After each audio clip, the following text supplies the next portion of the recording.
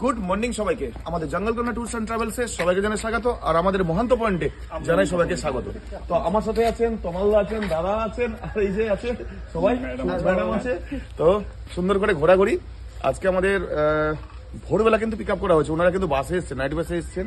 তো নাইট বাসে এসেই কিন্তু আমরা সকালবেলা ভোরবেলা আমরা পিক আপ করেছি। পিক আপ করে এসেই জাস্ট এখন ফ্রেশ ট্রেশ হয়ে গেছি। তো আজকে অনেকগুলো স্পট আছে।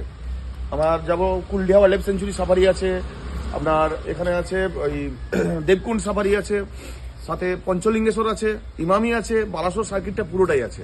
তো খুব সুন্দর করে ঘোরাঘুরি। তো মোটামুটি তো এক্সপিরিয়েন্স কিরকম প্রথম দিন এসেই?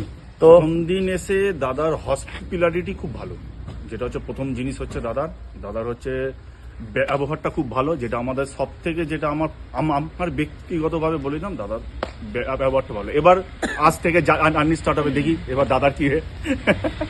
ফার্স্ট ডে ভীষণ এক্সাইটেড, এতগুলো স্পট এখানে আসার তো কথা ছিল না, কিন্তু এলাম। ভীষণ সত্যি দাদা ভীষণ ভালো ওয়ার্ম ওয়েলকাম দিয়েছেন। আপাতত সব ঠিকঠাক। Very well warm welcome. প্রথম দিনে এলাম, দাদার ব্যবহার, hospitality is very nice. Looking forward to the next week.